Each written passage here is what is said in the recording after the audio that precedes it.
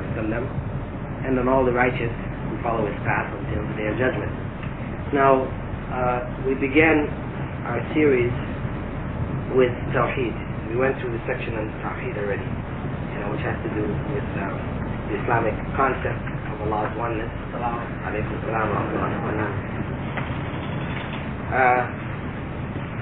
After that, we then looked at the basic sources of Islam.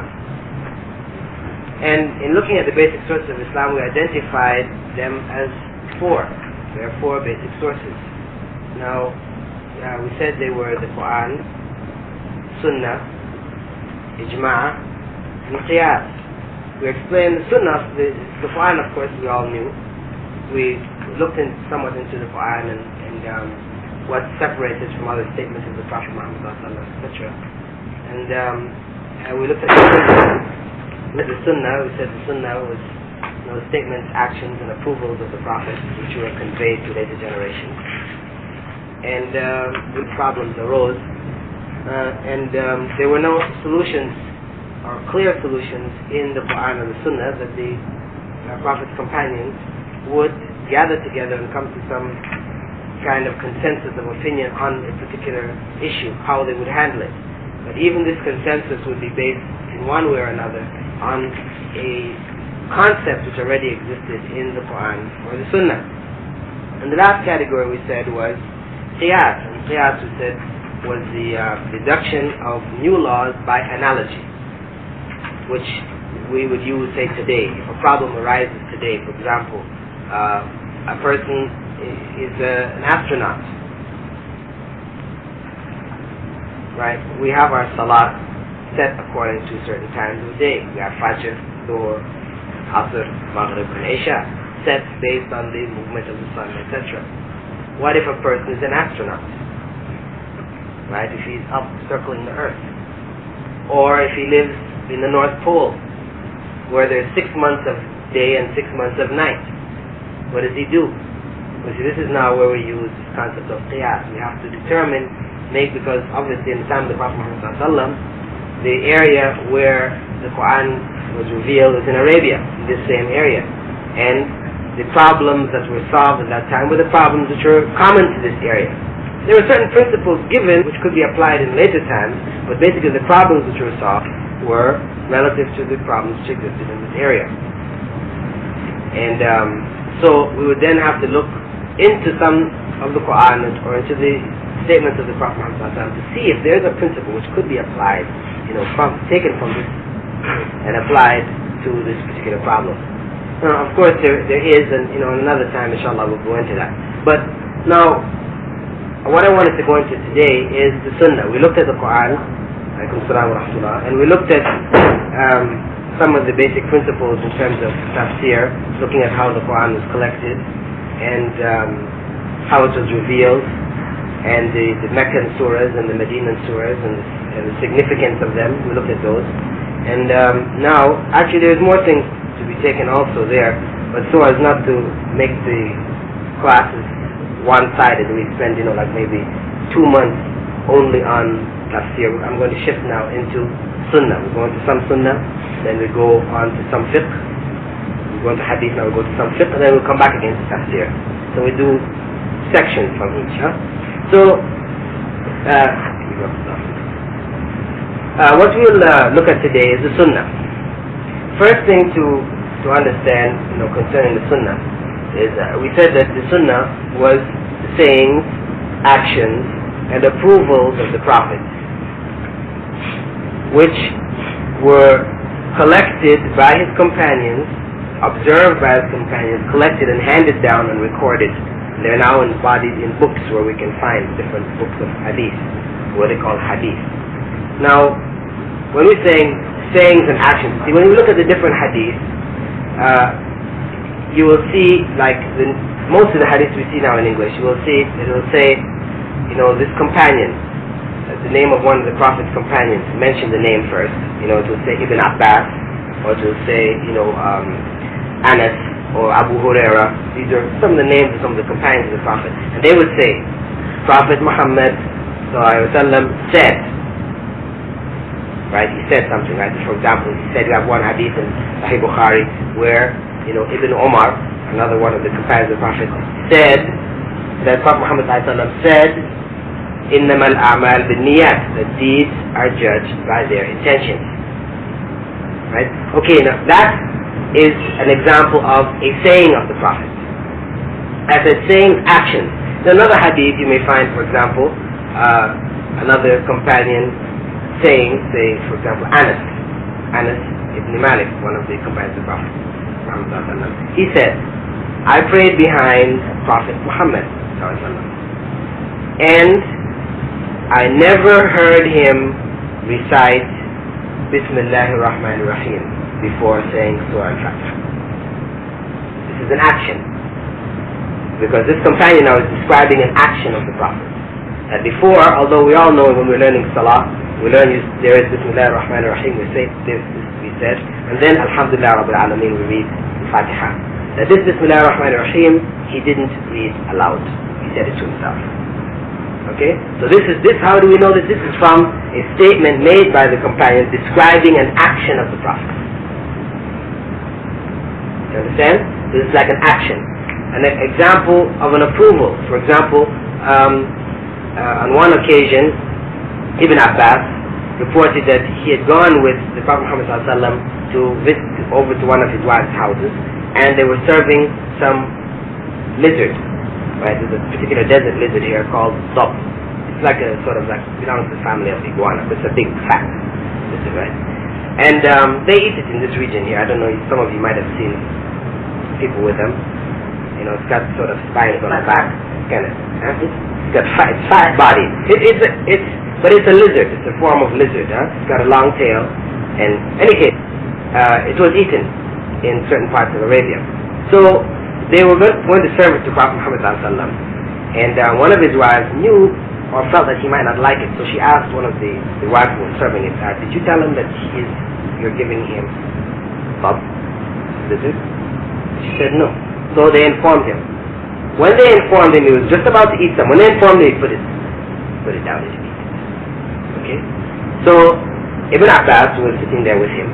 He said, is it haram?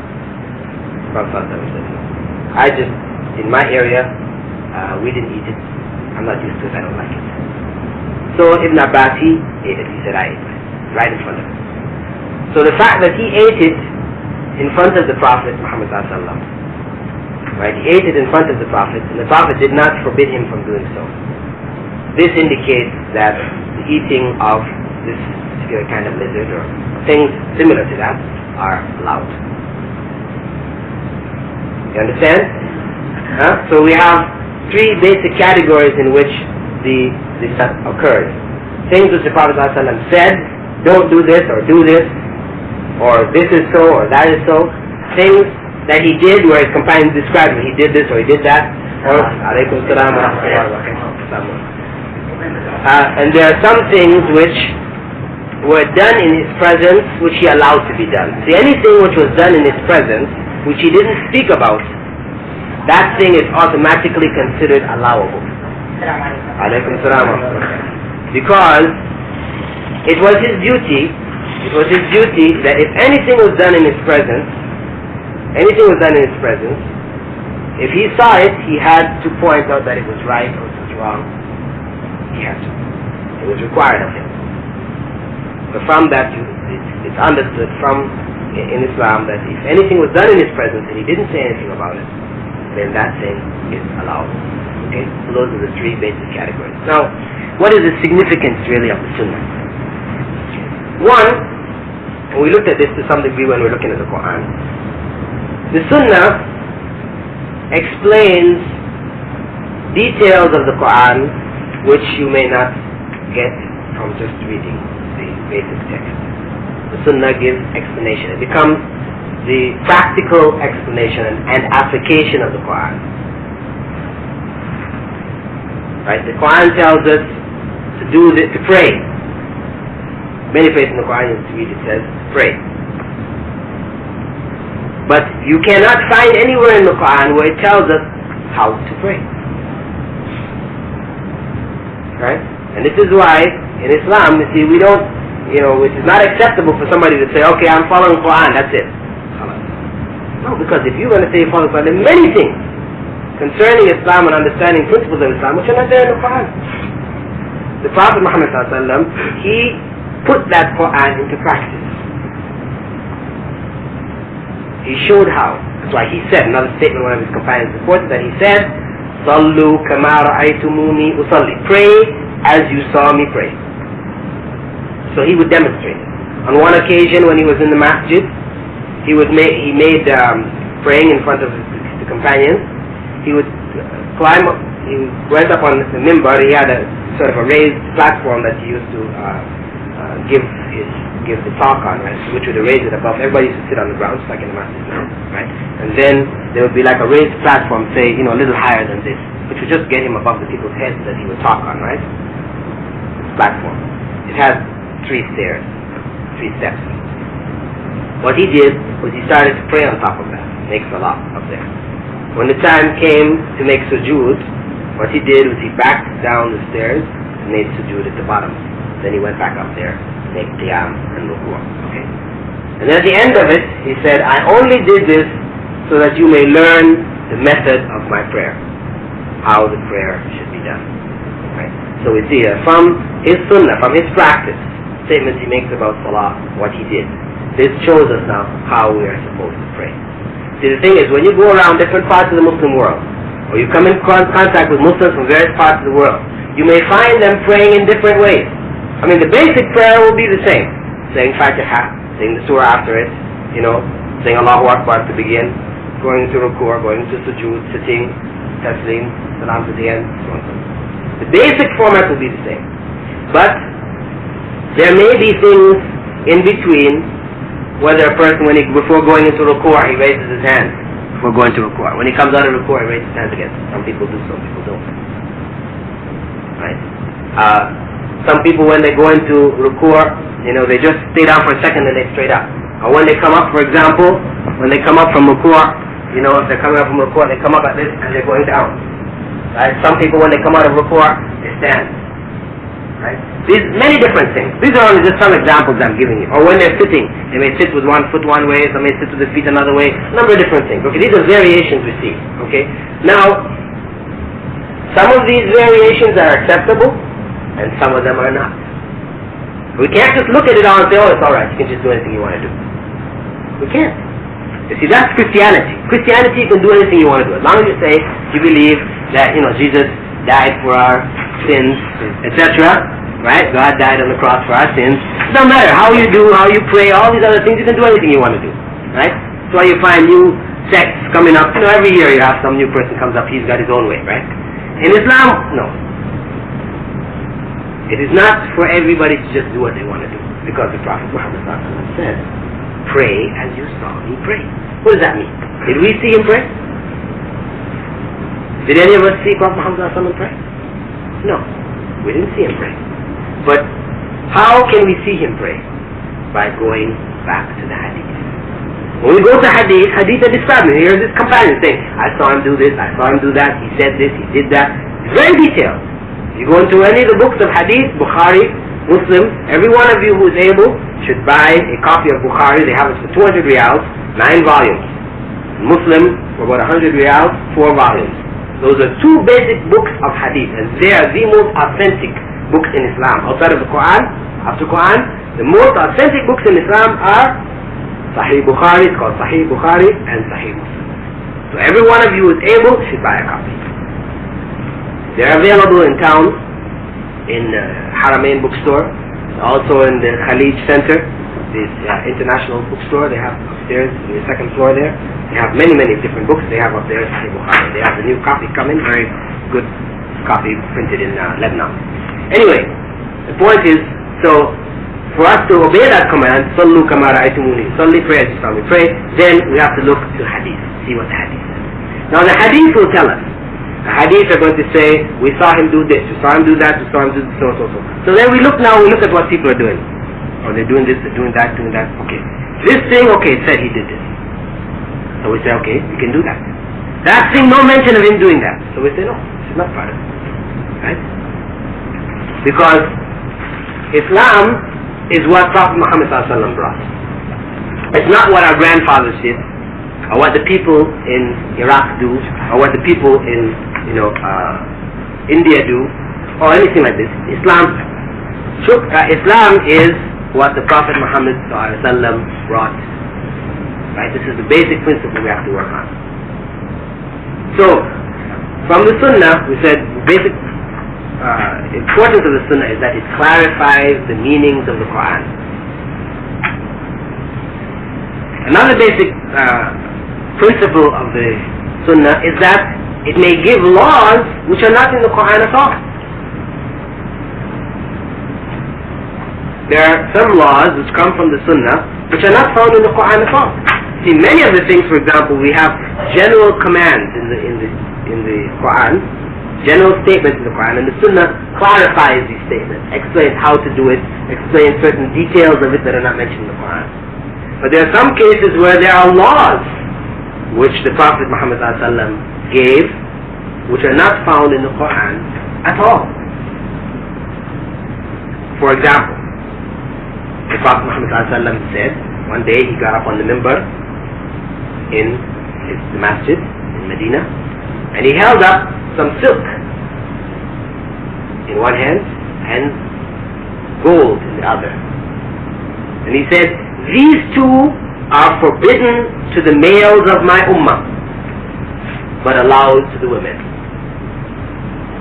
If you go in the Qur'an anywhere, can you find any mention of gold and silver? Those of you that read the Qur'an from beginning to end, you won't find any mention. I mean, beyond, it's all talking about the rich people, how they gathered up, wealth and so on and so. But there's no mention specifically of gold and silver and about wearing it or not wearing it.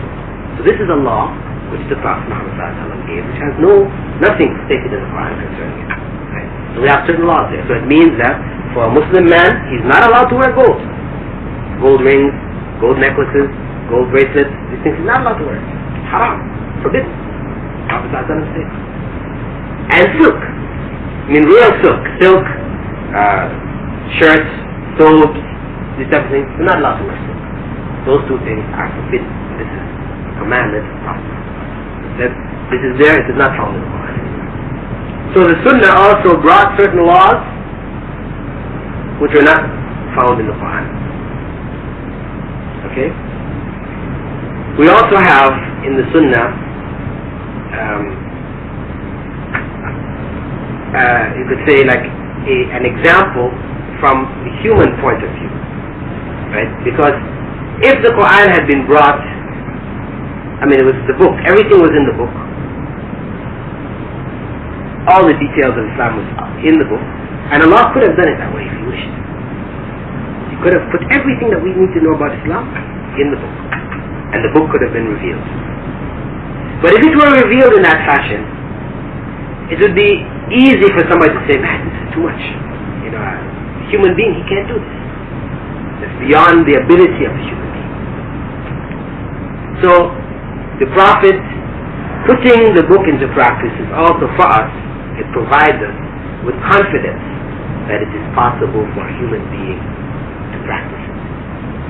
It shows that it is within the realm or the ability of humans to do. So it's an example, a practical example. This is one of the purposes of the Sunnah.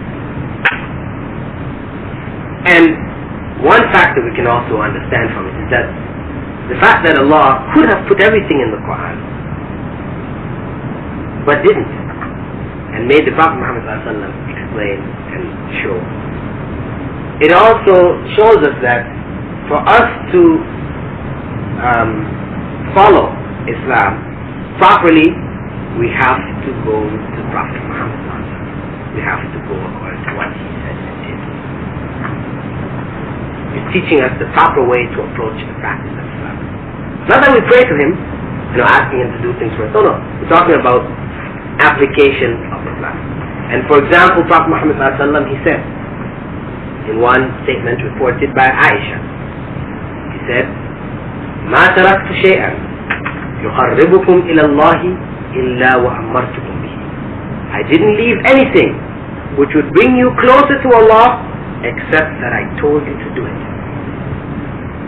Something which brings you close to Allah means something which is religious. Any religious act, because the purpose of a religious act is to bring one closer to Allah, isn't it? When you do a religious act, you're seeking to please God.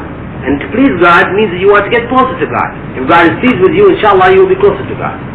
So, he left this principle. He said, there was nothing which would bring you closer to God except I told you to do it.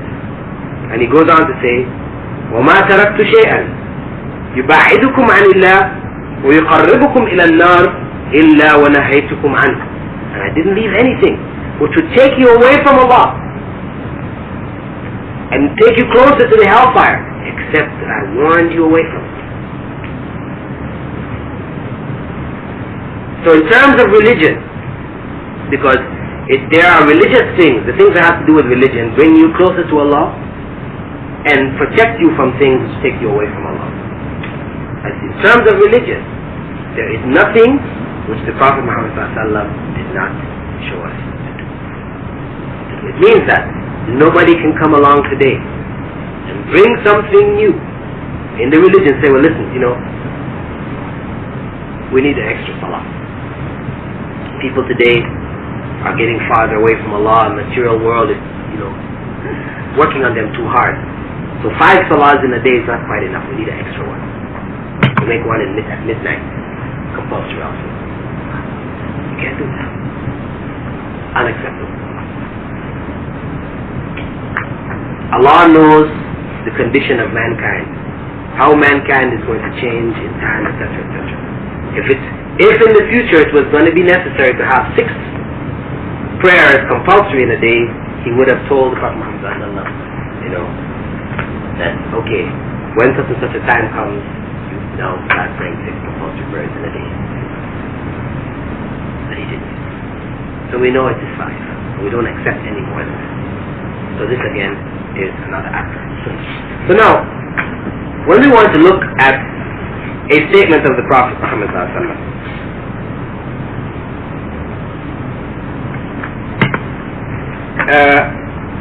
I just want to give you an example here of what a hadith looks like. Some of you I think are familiar, you've read some of the hadith books.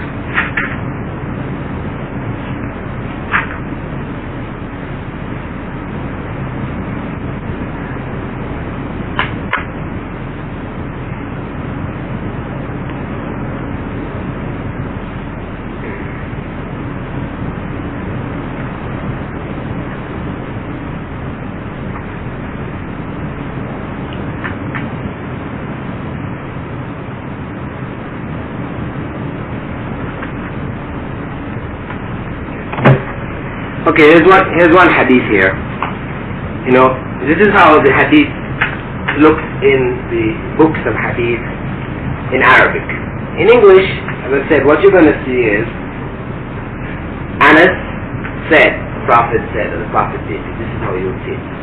You'll just see the name of the companion who said it. But what happened is that when the Prophet Muhammad died, problems arose, and some solution had to be made for it, or somebody wanted to know what to do.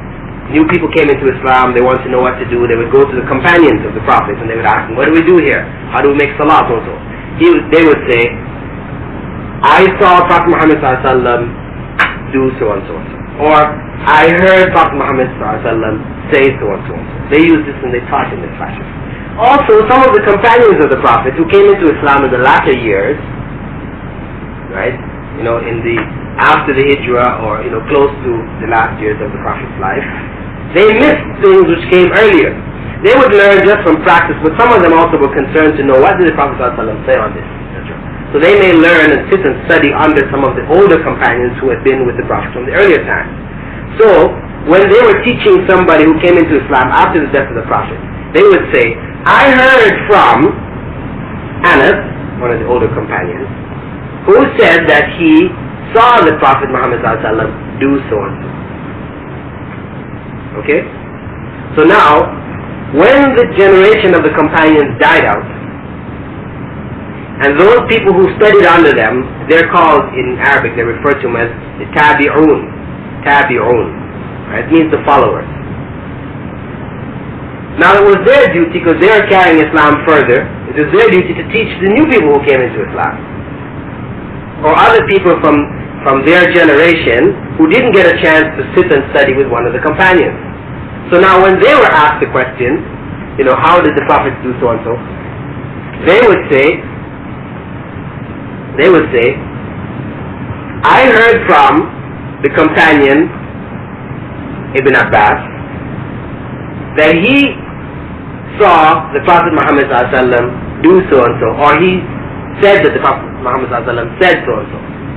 Or they could have related it in this way. They could have said, for example, because they heard from a younger companion who heard from an older companion, they would say, I heard from Ibn Omar, who was a younger companion, who said that he heard from Anas, who was an older companion, that he saw the Prophet Muhammad ﷺ do so and so and so. Okay? This is how they would always do. To tell them something, if they were teaching the people, they would just say, Prophet Muhammad ﷺ did this, he said this. They'd say, I heard from, because they would try to give them the authority. What is the basis under which they're saying that the Prophet Muhammad ﷺ did this? Okay? So, in the generation of the companions, after the death of the Prophet, and even during his lifetime, some of the companions wrote down some of the things that they saw and they heard the Prophet do. Some, a few. The students who studied under the companions, more of them wrote down what they saw and they heard. And in the generation which came after them, many people began to write down what was said and heard. Now, when you see a hadith, like we have one hadith here, in which it goes, it says, أخبرنا إسحاق ibn Ibrahim ibn Ismail. Okay? This is the person now who put this book of hadith together. He starts out by saying, Ishaq ibn Ibrahim means Ishaq, the son of Ibrahim, ibn Ismail, the son of Ismail. Right? In other words, Ismail is his grandfather, Ishaq's grandfather. He informed us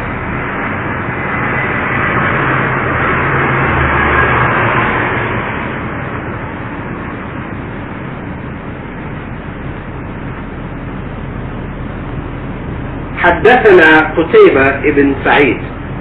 He informed us that Qutayba ibn Sa'id said, قال حدثنا خلف ibn Khalifa, that he heard from Khalaf ibn Khalifa. Ibn always means the son of.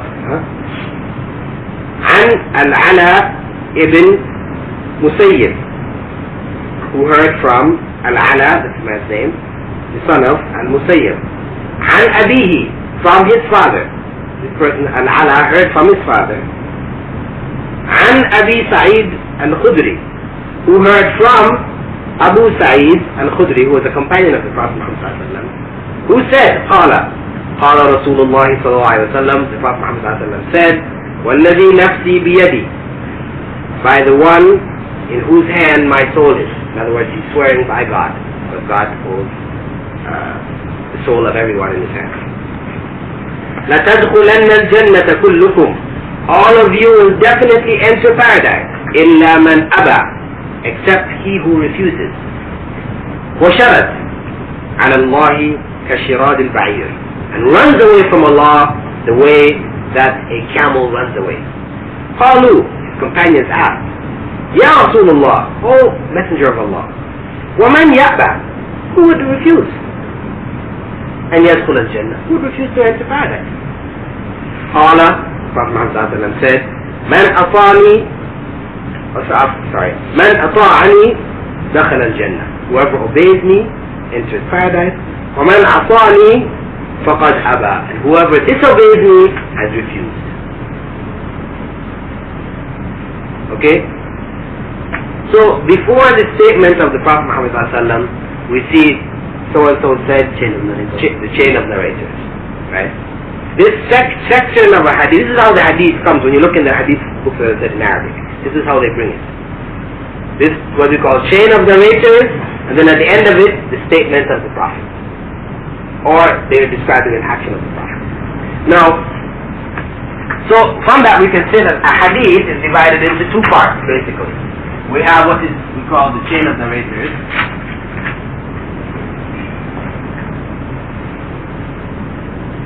In Arabic this is called the Sunnah.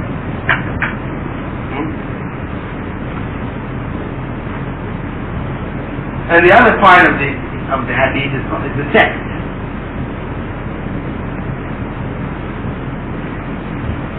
Which in Arabic is known as the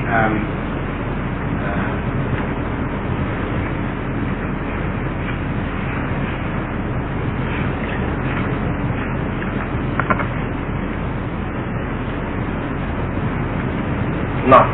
Okay. There's another word that's slipping me right now. It's another term that they use. Two terms. Okay. So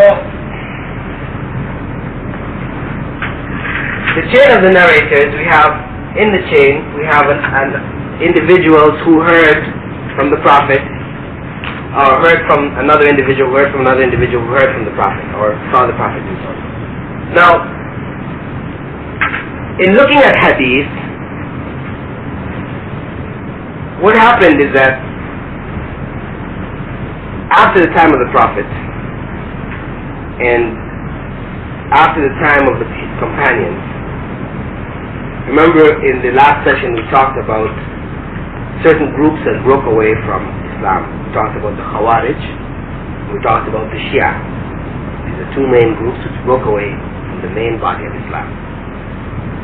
To support their practices, some of them made up statements of the Prophet. They fabricated, falsified certain statements of the Prophet. He tried to support what they were doing or what they were saying. So, in that generation, one of the caliph of one of the later generations there, a couple of generations after the Prophet, whose name was Omar ibn Abdul Aziz, he told the scholars in the various regions of Islam, the Islamic realm, he told them to collect up all the hadiths. Collect them all up, start writing them down and analyzing them. So that those people who were making up statements would be known. Those who falsified statements, of course, their hadith would not be considered, or their statements which they attribute to the Prophet, would not be considered to be authentic or true. And as I said, what happens is that those people who collected up the hadith at this time, what they did was, they collected up the hadith along with certain statements about everybody who was narrating. They started to make certain biographical statements. So and so, he's from so and so such a place. He was born in some, he studied with so and so, and he studied with this one. All the information about the people who were narrating hadith, this was being recorded also. So what happened is that they also developed, at this time in the writing down of all the hadith, they developed a body of biographical material which described all the people who were narrating hadith. Whether they were people who were falsely narrating or whether they were not falsely narrating, they wrote it all down. Later on, what happened, in generation after that, you had certain, because the Muslim Ummah had started to split up. The leadership, the caliph, was doing practices and things which are not really Islamic. So a lot of the scholars of that time, they didn't want to be around these caliphs. So they went to areas far away from the centers. And what happened is that when problems arose in their area, they would give certain judgment as to how to solve these problems. And they would do it based on the narrations of hadith that they heard, or that were available in the area that they were. So you found scholars in various parts of the Muslim realm, making certain decisions. Among these scholars, some of them were, obviously very, very good. Their reasoning powers were very intense, etc., etc. And others were not as good. So the ones who were very good, you found a lot of students, people who wanted to study about Islam. They would gather around these. And what started to develop was what they called schools of thought. Schools of legal thought. This is what they call in Arabic, they call them madhabs. Madhabs. You hear of Maliki, Shafi'i, Hanbali, like the Hanafi. These were schools of thought which developed in this way. Now, what happened is that in this time, when the schools of thought were developing, the scholars in the various areas, they didn't know all the hadith. They only knew the hadith that they had gathered and what was available in their area. So because of that, you would find that some scholars in one area may make one decision which was different from that which was made in another area. Right? The attitude of the scholars at that time was that if somebody came from the other area where there was a narration of hadith, which proved a particular point, and he told it to the scholar of the other area who had made a ruling but didn't have a narration of hadith, he just made it on reasoning because that was all that was available. If he was told that, listen, there is this narration of hadith that shows that the ruling should really be this, he would say, okay, fine, shukran, thank you, and he would make the new ruling. In later times, the students, scholars may amongst themselves be very open. You bring the information, I go according to the information. But there's a tendency among students that they tend to want to elevate their teachers and boast about my teacher. They feel very strongly about my teacher. So you have this feeling starting to develop in later generations that those people who studied under, students who studied under a particular teacher, they wanted to kind of hold on to whatever rulings were made and they didn't care whatever the other said. So you started to get people becoming rigid in one way, rigid in another way, and they were not looking anymore to see, what did the Prophet say? And this kind of feeling was also fostered or developed by the caliphs in the Abbasid period. What they used to do is they would have debates, like Ahmadiyyat and Swafis and so on. But except this is between Christian and Muslims. No, what they did was they would bring Muslims. They would have in their court a Muslim scholar. They'd bring a scholar from one school, and they'd bring a scholar from another school. And they would make up a problem and say, how do we solve this problem? And the one who gave the best solution, he would win a prize. See? So what this did now is that, of course, if two scholars, this is many generations now after the founding scholars, if two scholars are now competing like this, they don't want to give ground, they don't want to lose because they want to win that prize. They're not now debating to try and find what is the truth. They're trying to debate to win the prize. So this is going to develop in the person what? That he does, no matter how wrong he is, he will still hang on and argue, try till he just beat. This is the attitude. So this again made people even more rigid about the schools of thought that they followed. You understand? So this was handed down in generations. But what happened is that, after the generations of the early scholars who started these schools of thought, a generation after them, you had some people, students, who were mostly concerned with collecting narrations. So they went across the Muslim realm from one end to the other, collecting up everything. And what they did was they looked in these biographies, the biographies about the different people who were narrating, and tried to just pick out only the accurate narration. Some of them were concerned with just gathering everything. Some of them were concerned with gathering only the accurate ones. And they now put together books in which all of the statements. They were not concerned with who was my teacher and who. No, they didn't care about that. They just wanted to get these hadith together. Right? And so you had now books of hadith which developed, in which all the hadith were all written down. Okay? So now, when we look today, right, of course, depending on where you come into Islam, say some of you may accept Islam here in Saudi Arabia. The school of thought followed here is the Hanbali school of thought. Some of you may go from Philippines, you're Muslims from there, and you go to study in different parts. You may go to Egypt. And in Egypt you may study under the Shafi'i school, which is the most common school. Or if you go to study in Pakistan, you may study under the Hanafi school. And if some of you went to the Sudan, you would study under the Maliki school. So now when you all go back to Philippines to come do some work, right? And a problem comes up, and one says it's this. The other says, no, it's this. One says, no, according to my school it's this. The other says, no, it's my... Confusion. Some people say, well, they're all right. But they can't be. They can't all be right.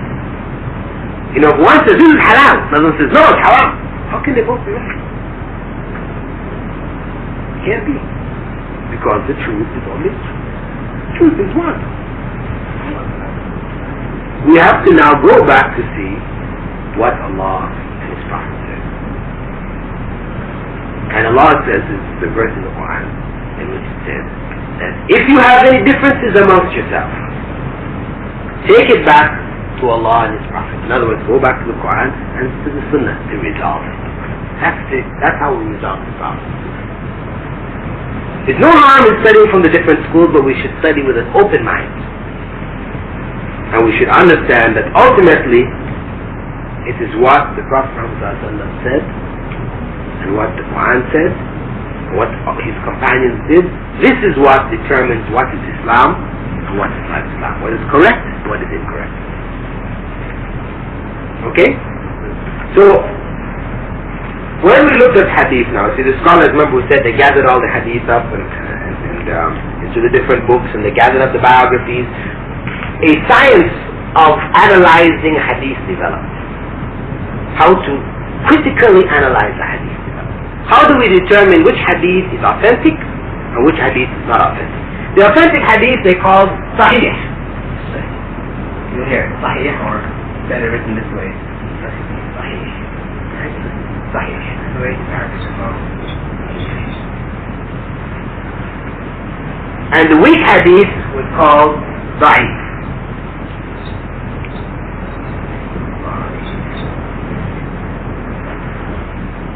Okay? Now, we'll hear these statements from time to time. First we'll say, oh no, this is a da'if hadith, this is a weak hadith. Another one says, no, it's a hadith sahih. How do they determine what hadiths are sahih and what hadiths are da'if? Well, for the most part, it's going to be concerning sanad. Sanad is what is going to determine what is sahih and what is da'if, for the most part. They state, according to the scholars now of this area, criticizing hadith, they say that for a hadith to be considered sahih, it has to fulfill 3 basic conditions. You know, of course, I mean, as we're looking at this here, right? I mean, some of you are studying in university, and this you'll end up studying and so it's directly related to you. Some of you are not studying in university, right? And this may not have major significance to you. That's why I'm only going to touch it in a general sense, to just give you a general idea. To understand what, you know, Islam and the knowledge of Islam, it's not just a haphazard thing.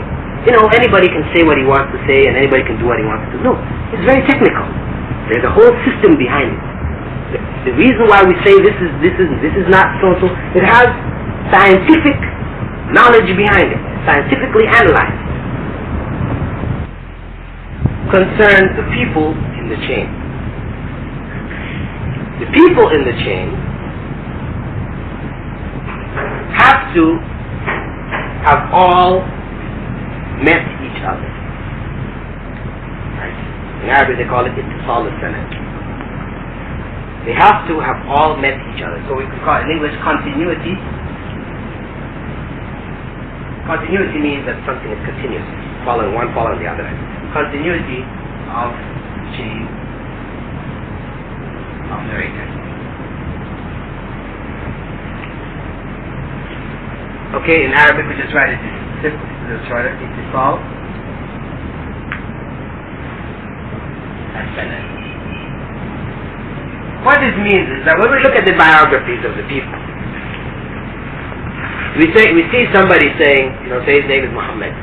Muhammad says in his chain of narration, he said, I heard from Ishaq, that's so and so and so. When we look in the list of biographies, we see that Muhammad, he was born in, say, 800 AD. Huh?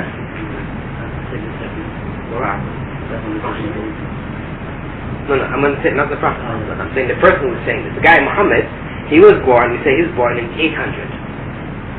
But we shouldn't even really use AD. Actually, AD, Islamically, is not acceptable, right?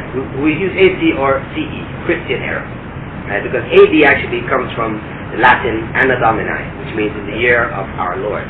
No, it doesn't mean after death. Some people think AD means after death. It doesn't mean that. AD is Anno Domini, means in the year of our Lord. Lord, they're referring to Jesus. We don't consider Jesus our Lord, so really it's not acceptable to use AD. It's better to use, say, CE or AC, after Christ, or CE we use means Christian era. It's also found in the dictionary.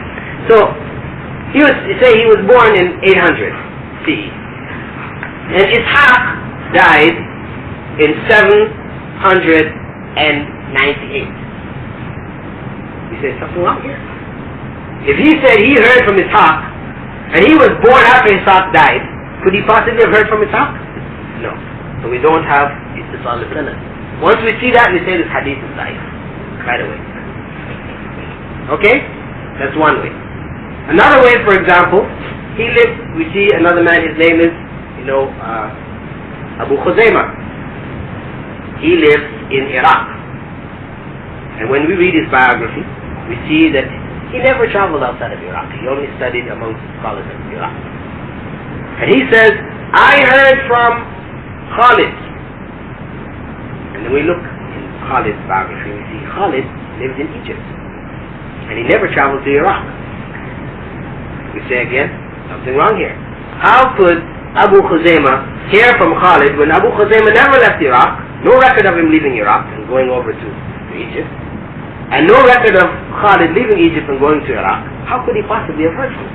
We say, again, we don't have this condition of Ittisal al-Sanad, we don't have a continuous chain, we say this hadith is da'if. Weak. Okay? These are some of the conditions. I mean, there are a number of others which relate back to this, okay? Second principle is what we call, in Arabic, we call it adl. Adl literally means justice, right? But what they're referring to here, they're referring to the fact that the people who were narrating were all known to be practicing Muslims. Right? They're not known to be liars, people who are breaking the rules of Islam. Right? So when we look in the biographies again, we might find somebody, this man, his name is Ismail. He lives in Iraq in the same time period as Abdurrahman. Matter of fact, he even attended some of the same study circles as mentioned earlier, because what used to happen is that those people who narrated hadith, they would say, I heard from so-and-so, and so-and-so and so-and-so and so-and-so used to attend the study circles along with me. They would mention all the people who studied. It was the whole body of information which identified the people and where they studied and who they studied with and all that. So, we have Ismail saying, I heard from Abdurrahman. But now, we have reports of the people of Ismail's time saying that we saw Ismail drinking alcohol. We saw Ismail drunk. Once they have that information, forget it. Ismail is crossed off. Any hadith that he reports are considered sahih. Right away. This is how particular Muslims were about. See, in the West, it doesn't matter, what your personal life is about. When they're going to judge whether information is acceptable or not, they don't look into the person's personal life, right? Like for example, you may look into people like Freud. Jimmy Swaggart and so on. Although this does come into a certain degree, but I'm saying in terms of the passing on certain information. If we look at Freud, right? Freud now is the father of psychology, psychiatry, and whole science which has to do with analyzing human mind, and all those kind of things. His name is Freud. Now, when you look into Freud's personal life, he was terrible. He was a terrible individual. His personal life was terrible. His children committed suicide. But yet, what he has taught has become now the basis of this whole area of knowledge. Because they don't look into people's personal lives. They don't judge information based on the personal life of the individual. Whereas in Islam, no. We judge according to, actually, in Surah Al-Hujurat, principles right there. Allah says there, إِذَا جَاءَكُمْ فَاسِقٌ بِنَبَإٍ فَتَبَيَّنُوا. And if somebody comes to you with information, but he is a fasiq. Fasiq means he doesn't pray regularly, he may drink alcohol, or he's doing some things which are outside of Islam, then you better check that information out. Check it out thoroughly. Don't accept this information. And it's the basic principle in Islam. So, if we find somebody of that, of bad character, a known liar, for example, how will they know if this guy's a known liar? Because see, a liar, he always chips himself up. You see people when you watch programs when they have the guy in court, right? He's giving evidence. And he says yes, so and so, so, and then the lawyer asks him this and that and this, and the guy's trying to keep track of all these different things. Eventually he says that, but you said this is wrong. Right? Because the liar, because he's not telling the truth. You see, if you're telling the truth, no matter how many different ways in which you ask this question, I'm going to give you the same answer, because it's the truth. But now if you're a liar, if you made up a story, right? You can ask different angles. This is what the lawyers train themselves at. They ask different angles and let you say this and that, and they make you feel confident. Yes, you're right. And then they bring this question. You said this. See, you said this contradicts what you said here. Well, because you're a liar. It will come out. Right? Similarly, you had people. They would narrate. They would say, I heard from so and so, heard from so and so, heard that the Prophet said so and so. Right? He's a liar now. He tells this to one person. Another person comes again. He tells him, I heard so and so. He changes some people in the chain now. And he changes some of what the Prophet said. Because he can't remember exactly, there's going to be variation. So now when these scholars, when they're gathering the narrations from this guy, and they find, he told so-and-so this way, he told so-and-so that way, he told so-and-so that way, and that was that way, they say, this guy's a liar. He's a liar, obviously, he's a liar. Especially if, for example, other people who were in the same circles as him said something different altogether. They say, definitely he's a liar. Okay? So the hadith is cancelled out on the basis of it. Okay? This is one of the conditions. The third condition is known as dab. No, it's not. No, that one is dab. Dab, that's the litter. This is dab. Dab. Dab means like accuracy. Right? Accuracy. And adl we said we could mean meant the honesty. Honesty. Okay, accuracy, dabt. So dabt they have two forms of dabt.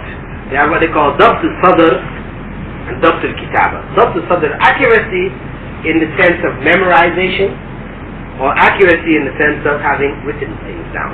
So they look at the narrators. If this narrator was a person who used to write down, when he attended the circles and used to write down the information. So the person who narrates from that which was written, then he has certainty that the information he's passing on is accurate. If the person, for example, had a good memory, it will show in his narration. Each time he narrates, it will be the same. And that's how they judge these people. They look at what they all narrated. If they narrated, they saw some slight variation, it meant his memory was not very strong. If they saw major differences, they said this man's memory is weak, we consider the hadith right. Some people, for example, when they were young, they used to narrate very accurately. But when they got old, people get senile, things get mixed up. So it's not that this guy's a liar now, he's different from the other one. He's not a liar, he's just trying to deceive people, but he's got things mixed up in his mind. He might narrate a correct chain of narration, but the statement that he puts at the end really belongs to another chain of narration, because things are getting a little mixed up for him in old age. So they will say, okay, they will write down, they make a note that this man, if he narrates in his early part of his life, we accept his hadith as sahih. Those which he narrates in the latter part of his life, we consider sahih, because this is when his memory has gone. Okay? So these are the basic conditions. Of course, if these conditions exist, then the hadith is considered sahih. If the conditions don't exist, then the hadith is considered sahih. So those are the main two categories. For example, you'll find, for example, one hadith which is narrated by, or it's attributed to Ali ibn Abi Talib, one of the companions of the Prophet. He's the son-in-law of the Prophet, as well as his cousin. Narrated that he said that the place for putting one's hands in Salah is right over the left, below the navel. We have another hadith reported by Tawus that when the Prophet prayed, he's describing the Prophet's prayer, when the Prophet prayed, he prayed with his right hand or his left hand on his chest. So we have two statements. Now we have to determine, are these two statements, because we have these two statements, okay? We also have, say for example, in sitting, we have one companion reporting that he saw the Prophet sit in his salah with his feet together and his behind on the bottoms and the heels of his feet.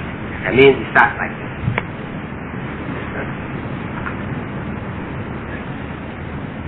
See that? Sitting on the heels and the bottoms of his feet. Then there is another narration where they say he sat with his left foot bent on the heel and the bottom of it, and his right foot propped up. Then there's another narration that he sat on his left side with his right foot propped up and his left foot under the shin of his right foot. Okay? So we have all these narrations. We go and we look to see now what is acceptable and what is not acceptable. What is accurate, what is inaccurate. When we look for the hadith concerning praying with the hands, we find that, of course, Ali ibn Abi Talib, he is automatically considered honest. We don't have any doubt about his self, or what we have to look now at is the continuity of the chain. Those who came after, were they all meeting each other? Were they all known for their honesty and their accuracy? When we look into that chain, we find that there were certain individuals in the chain who were known liars. So that hadith is considered life. When we look into the other chain concerning that of Tawus, we find that the chain, the people all met each other, honest, accuracy is there, so we find that that hadith is sahih. So now when we look in terms of judging, placing the hands below the navel or placing the hands on the chest, we have only one choice here, because the only one which is authentic is the placing of the hands on the chest. This other one is da'if, it's weak. It's not, you cannot build a law of Islam on that practice, because the hadith on which it's built is weak, it's unauthentic. So the only correct position is hands on the chest. Whether it is here or, where on the chest, just said he places his hand on his chest. So one's chest now starts from, where the ribs are, so anywhere from here on up, that is the correct position. When we look into the hadith concerning the sitting, we find that all of them have continuity of the chain. All of them, the people are honored. All of them, they were good memorized. So what do we have here? We have three practices of the Prophet. In other words, sometimes he sat like that. Sometimes he sat the other way, and sometimes he sat the third way. So it means we have an option here now.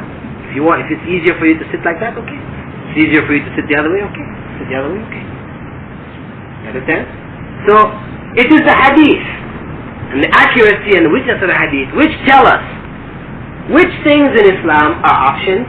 Options means you can do this or do that or do the other. And which things there's only one way. You understand? This is how we determine now what is Islam. By going back to hadith. That's why I said all of you should buy Sahih Bukhari, Sahih Muslim. Because most, I won't say contains all of the accurate hadith, but probably about 75% of the accurate hadith are there. So whatever you find in that, you can work with them. It's very, very accurate basis. And when you go back to your communities, whatever, you should call people to this same principle of let us, go according to what is we know to be authentic. Those things we have doubt about, we don't know where it came from, so and so said it was his opinion. We say let's leave those to come to what Prophet Muhammad said. So this is the basis for the hadith, system of hadith. Okay, inshallah, I'll stop here now. And just leave the thing open now for any of you if you have any questions, based on what we've covered first, and then general questions. If you have any general questions, stuff you've read during the week, or things that your brothers have read earlier, things you read in some books that are not clear to you, whatever, you can now ask any of the questions you want. Okay,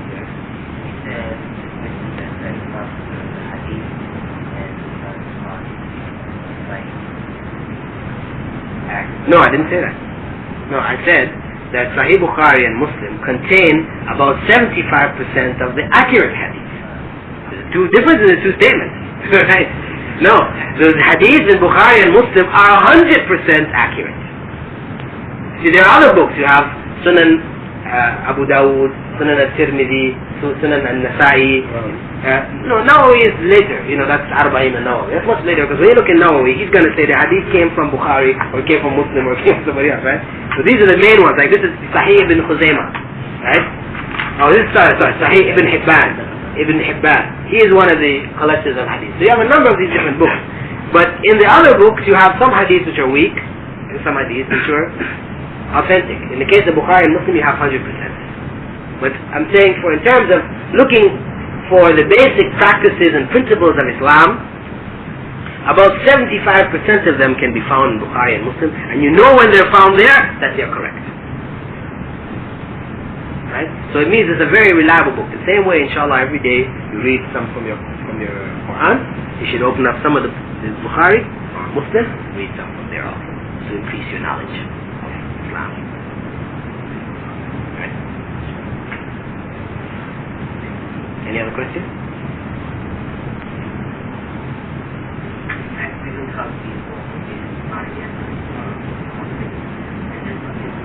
asked one Imam in praying, and I asked one Imam to see that first if the hand which was first up the ground, one will ask the other Imam to see that if the which first up the ground. So I don't know which is which. Well, when we go and look in the hadith, we will find that there are some hadith describing the Prophet Muhammad putting his knees. Okay? But these hadith, according to scholars of hadith, are light. All weak. Whereas, in terms of putting the hand first, you have hadith, which is reported by Abu Hurairah, in which he said that the Prophet Muhammad said, whenever any of you make sujood, you should not do it the way that the camel does. Put your hands before your knees. Put your hands before your knees. Hands before your knees. The hadith goes, it says, إذا سجد أحدكم فلا يبرك كما يبرك البعير وليدع يديه قبل ركبتيه. Of course, people have gotten to some philosophical arguments about how the camel kneels and whether his knees come before his hands, because of course camels don't have hands. Right? So now he got to determine. But the point is that the second part of the hadith is clear. He said, وَلْيَدَعْ يَدَيْهِ قَبْلَ رُكْبَتَيْهِ. Let him put his hands down before his knees. So this is the more accurate.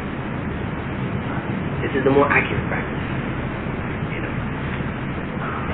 Okay? I'm saying, if you go to all the different people, as I said, you may find the different arguments based on the different schools and so on and so on. But if you just come back to the hadith and the analyzing of the hadith to see which book is correct. I mean, one book you can see it in is, for example, the book of, it's called Bulugh al-Maram. It's collected by one of the big hadith scholars of some centuries back. His name is Ibn Hajar al-Asqalani. And he is the one who does the most famous commentary of Sahih Bukhari. His commentary is like 18 volumes. Those 9 books, that's always Bukhari is like 9 volumes, that turns into 18 volumes after he goes through a next explanation, bringing all the hadith, different books, and so on, relating it. He's known, one of the top scholars. And he brings these 2 hadiths and points out that the one going down with your knees first is weak, whereas the one coming with the hands first is strong. This was his position. Even though in his school, the school that he learned according to Islamic law, in his school, they preferred to put their knees before their hands, but he went against it. Because he was not concerned with what the school said. He was just concerned with what the practice is accurate. So that's the more accurate position. we find this problem in hadith or Bukhari? No. No. Because the hadith actually comes in Sahih Bukhari, Sunnah Abi Dawud. This is where it comes in. That's what I said.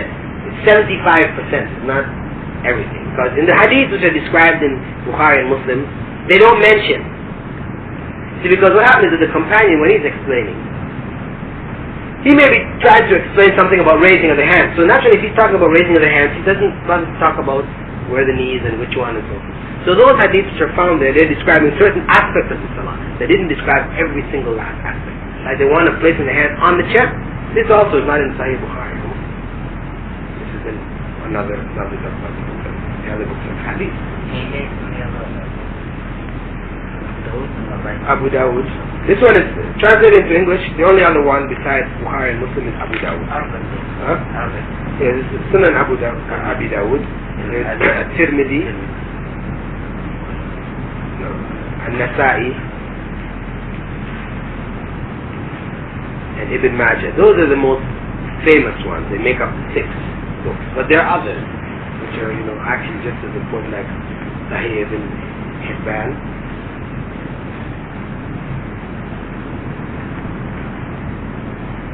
And Musnad Ahmad.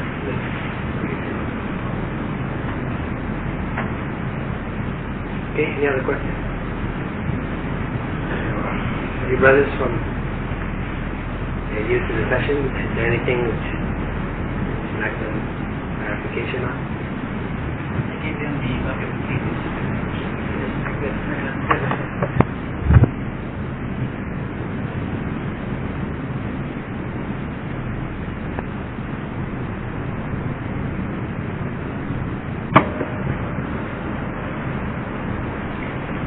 الحمد لله رب العالمين والصلاة والسلام على رسوله الكريم وعلى آله وصحبه ومن استنى بسنته إلى يوم الدين.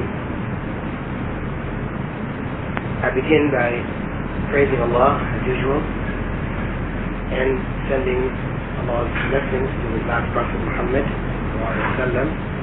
and to his companions and all those who followed his righteous path and continue to follow his righteous path until the day of judgment. Now, last session we dealt with hadith. We looked at different aspects of hadith. We said that hadith represented the sayings, actions, and approvals of the Prophet Muhammad which were passed on by his companions to the generation after them, and from them to those after them, and collected in books which we know of as books of hadith, and we mentioned certain books which were the more important books. And after that we went and looked at the reasons why it became necessary to pass on the hadith from one generation to the other, the circumstances under which they were passed on it. And then we looked at the hadith itself, the text of the hadith, and tried to have an understanding or an analysis of the hadith itself. And we said that the hadith was broken into 2 parts, and one part we referred to as the sanad of the hadith, which is the chain of narrators. The other part, the text of the hadith. The other word I couldn't remember at the time. There's another word they use also, which is called matan. It's not also character, but matan is the most commonly used one to indicate the text. So we said the hadith is divided into 2 basic parts: the sanad, the chain of narrators, and then the matan, or the nas at the end, what was being transmitted by the narrators. And we said that the hadith were divided into 2 basic groups: those which are considered sahih and those which are da'if. Sahih meaning authentic, and da'if meaning unauthentic or weak. Right? There is a secondary category of sahih which is also called hasan, and this is sort of a finer distinction, but it's also included in this general category of sahih. It means the hadith is authentic. And we said that what this means when we have a hadith which is authentic and a hadith which is not authentic is that Islamic law, because we said that when we looked at the 4 basic foundations for Islamic law, we said they were Qur'an, Sunnah, Ijma' and Qiyas. We said that the Sunnah was conveyed by hadith. Right? When we talk about the Sunnah being a source of Islamic law, what we're in effect talking about are hadith. because the Sunnah was conveyed. The Sunnah is what has been encompassed in the Hadith. The Hadith contain more than just the Sunnah of Prophet Muhammad ﷺ, because Hadith may also refer to incidents which happened in his time, but were not necessarily involving himself. Right? So the Hadith, actually the term Hadith is wider than the term Sunnah, but the Sunnah is contained in Hadith. So now, when we're going to talk about building Islamic law or establishing a point of Islamic law, to say, well, we should do this or we should not do that, or this is the way that we should go about doing this thing, the basis under which we determine that after the Qur'an will be the Sunnah from the practice of the Prophet Muhammad ﷺ. Now that practice, we have to be sure that the practice, alaykum salam, we have to be sure that that practice was authentic. Because a valid point of Islamic law can only be based on an authentic hadith. A weak hadith cannot be used to establish any point of Islamic law. Weak meaning it is unauthentic. This is the division that we had, what we had to know, because you may have some practices which develop in different places which are based on weak or unauthentic hadith. And these types of hadith, obviously, we're going to create some confusion, amongst the ummah itself. Because if a person hangs on to a practice which is unauthentic, more than likely it will contradict something which is authentic. And so you may have people wanting to do contradicting things. And the only way that we can resolve it, as Allah said, alaykum salam wa rahmatullah, as Allah said in the Qur'an, that, if you had, alaykum salam wa rahmatullah, if you had any dispute amongst yourselves, فَرُدُّوهُ إِلَى اللَّهِ وَرَسُولِهِ, you should take it back, alaykum salam wa rahmatullah, you should take it back to Allah and His Apostle. What does that mean? Right? Taking it means we take it back to the Qur'an. If we have a dispute amongst ourselves, a difference of opinion, we take it back to the Qur'an, meaning we go to look in the Qur'an to see, is there a solution for this problem here? Or we take it back to the Prophet, which is taking it back to the Sunnah. And the only way that the Sunnah can now become a decisive principle to end arguments and establish the correct way is if we agree and we depend on the authentic Sunnah, which is based on, obviously, authentic hadith. Then we looked at the conditions, the basic conditions which determine or make a hadith authentic, and obviously the lack of these conditions would be that which makes a hadith unauthentic. First one we said was continuity of the chain of narrators. In Arabic we refer to it as ittisal al-sanad. The second one we looked at was called adl, that is the honesty, trustworthiness of the people involved. And the third was dabt, accuracy, and we said the dabt came in two forms: dabt sadr, that is memorizing, that the person was very good at memorizing, and dabt is kitaba, or that the person used to write down whatever he heard. That's the basic. This is just a quick summary of what we took before. We did that in detail. Now we go on from there. We said that the Sunnah was contained within the Hadith. Now, before we can use the Sunnah as a point of law, there's another thing we have to look at. The Prophet Muhammad ﷺ was both a man, a human being, in the time of the 7th, 8th century, as well as being a prophet. There may be a tendency, you may find in some writings and in some communities, cultures, to elevate the prophet to a point of almost divinity, because Jesus is considered God. In the other communities around us, or around Muslims or wherever Islam was, we find other individuals who have been elevated to the point where they are either gods or demigods, half-gods. So Muslims, some Muslims in ignorance, try to make the Prophet Muhammad become equal to the gods of these other cultures. They elevated him to a point, as I said, of almost divinity. There's a book, a very popular book, for example, which is printed in Pakistan, and I came across it when I was in Canada. It's called The Shadowless Prophet. Matter of fact, I have a copy of it. I brought it. And I brought it for reference. When I'm writing, when I'm trying to clarify this point. It's a very good book. It's called The Shadowless Prophet. In this book, this person wrote a whole book explaining how the Prophet had no shadow. Think about that. They had elevated him now to the point he was no longer a human walking on the earth. We are, when we walk and the sun is there, we have a shadow. But now here was someone walking, he had no shadow.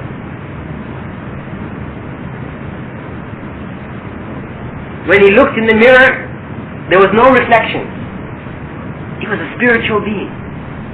Although the people saw him as a physical being, according to this author, he was a spiritual being. Look at that. And he goes on in the book to talk about how the Prophet Muhammad ﷺ, they have a principle that's called An-Nur al-Muhammadi. I don't know if you've heard about it. The Muhammadan light. You may hear about it, you may have come across it in reading. The Shiites use it a lot in their concept because they have elevated the Imams. We talked about that some sessions back, about their attitude and their approach to the Imams. They've elevated them into fashion. And see, for the Imams to be elevated to the point where, according to the Shiites, the Imams know the future, they know when they're going to die, all these kind of this knowledge, the atoms of the universe are submitted to them. In this type of attitude of the Shiites, obviously if they feel that way about the Imams, when you go to look at the way they feel about the Prophet Muhammad ﷺ, it has to be that way and more so. Right? Because the Imams are descendants of the Prophet Muhammad ﷺ. Right? So they believe, as this man also put in the book also, the man who wrote the book is not a Shiite, but this idea is common amongst the Shiites, that, a piece of Allah's light, which was there, eternal. This piece of Allah's light, when He created Adam, it was with Adam. And it was handed down generation and generation and generation until it manifested itself in Prophet Muhammad. This is what they call the Muhammadan light. This light now is divine, because it's a piece of Allah's light. Allah is divine. Right? So when they're projecting this, they're projecting that Muhammad ﷺ was in essence a divine and eternal being. This is totally against Islamic concept. In Islam, Allah is the only eternal being, having no beginning, no end. This attribute can in no way be given to Prophet Muhammad ﷺ. To do so is shirk. To do so is shirk. It cancels Tawheed. It cancels the basic pillar of Islam. Back to our concept. We said of the Sunnah. Sunnah could be divided based on the fact that Prophet Muhammad ﷺ, he said, was both a man and a prophet. It could be divided into two basic categories. Sunnah, which is called Sunnah Tabi'iyya, which is we could call natural.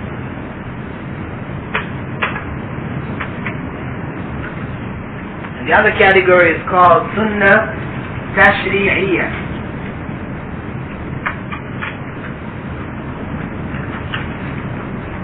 or legal form.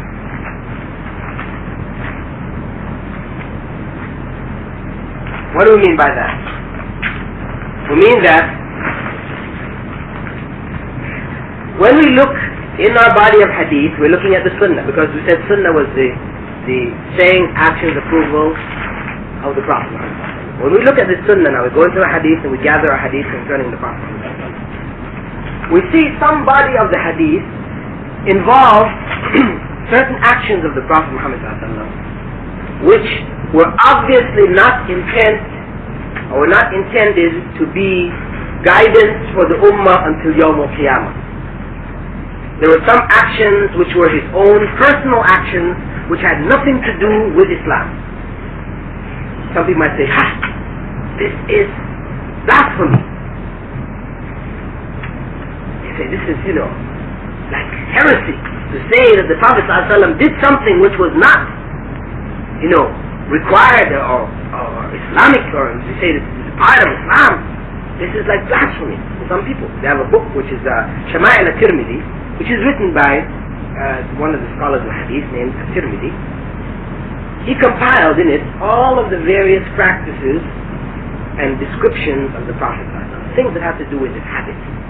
You know, from reading that book, you get a picture of who Prophet Muhammad was. You know, they describe how long his hair was, you know, his beard, you know, what type of clothes he used to wear, how he used to walk, what type of shoes he used to wear, you know, different things of his life, his habits. What were all his personal habits, right? It's called Shama'il al-Tirmidhi. Now this book has been translated into English. I have a copy of it at home. But the translator who translated it, I think it was originally translated into Urdu in Pakistan, and then from Urdu into English. But now the person who translated it from Arabic into Urdu, he had this idea that whatever the Prophet ﷺ did was divinely inspired and was guidance and has benefit for everybody until Yawm al-Qiyamah. So each and every little action that the Prophet ﷺ did, he tried to, you know, give some kind of explanation as to how this is beneficial and so on and so on. But this gives a very distorted picture. As I said, in spite of the fact that to some people it might sound, you know, heretical or, you know, un-Islamic. No. When we look honestly into the Sunnah, we will have to come to this conclusion.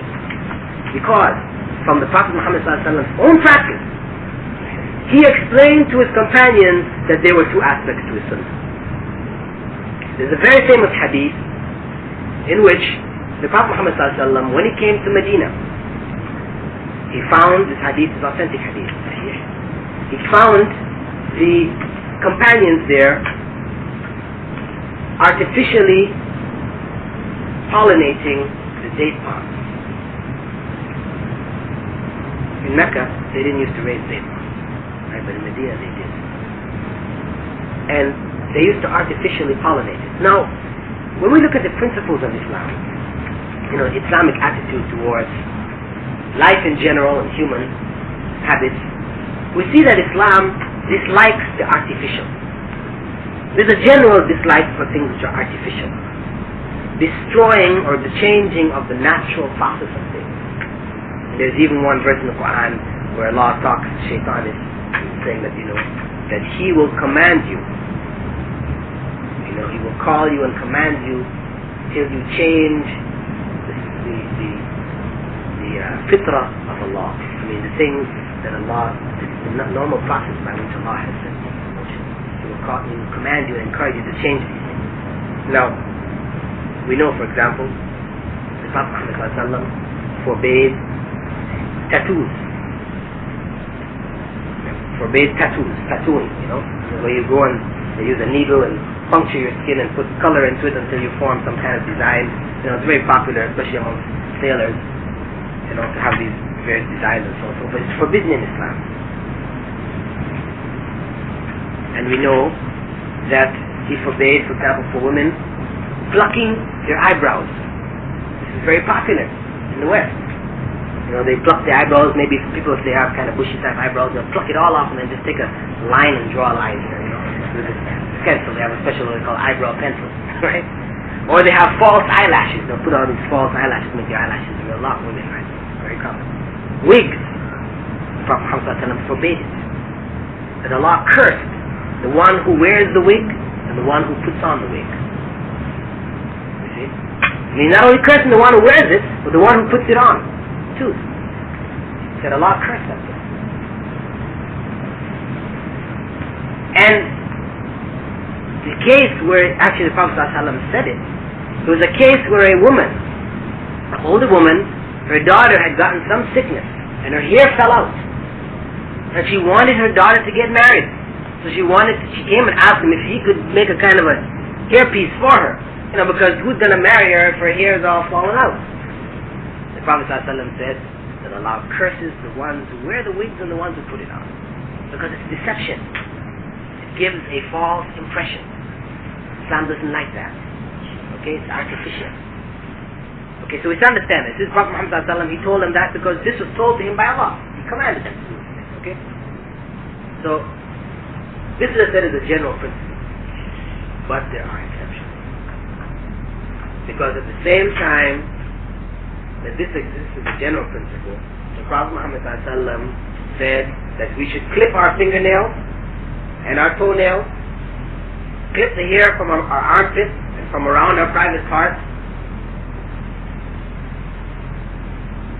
and that should be done, you should not let the hair grow for any longer than 40 days. That's the maximum. You should try to do it regularly. In fact, every Jummah, you should clean yourself up. The one would argue with it. It's natural. It's natural to have hair under your arm, on your private parts, grow your fingernails, right? This is natural. So here now, Islam has made a principle which is going against the natural way. Right? So it appears. But you see, when you analyze it, any doctor will tell you, when they're preparing a woman to give birth, what do? They shave all the hair around the private part. Why? Huh? Because these are areas, Islam forbids you to shave pieces of hair out of your head. It's one of the things that are forbidden. You're allowed to shave it all off when you make Umrah. Right? Or Hajj. Or if you decide, you just want to get your hair off, you can shave it all off. But it doesn't allow you to shave pieces, like some people have what they call a Mohican haircut, where they have just the hair down the middle, right? They shave off everything on the side. There are Indians in North America, a certain group of Indians called the Mohicans. Also, Mr. T, right? He's got pieces shaved on it. This is forbidden in Islam. Okay? Now,